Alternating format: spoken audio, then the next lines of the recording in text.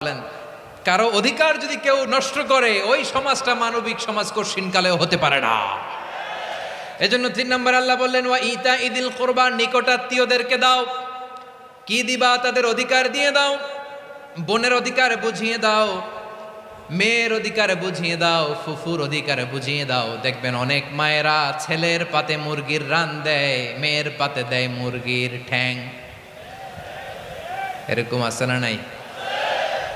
ছেলেরা কি দেয়? মুরগির। মেয়ের পাতে কি দেয়? তো মেয়ের কি মুরগির রান খেতে মনে যায় না? মনে যায় না? এমনটা করা যাবে না। নিকটাত্মীয়দেরকে অধিকার দিয়ে দাও, নিকটাত্মীয়ের সাথে সুসম্পর্ক রাখো। আদেশটা কার? এজন্য প্রিয় ভাইয়েরা, জীবনে যদি বারাকা অর্জন করতে চান, নিকটাত্মীয়দের সাথে সুসম্পর্ক রাখতে হবে, তাদের জন্য উপহার পাঠাতে হবে। বিশ্বনবী বলেন, লা ইয়াদখুলুল জান্নাতা কাতে।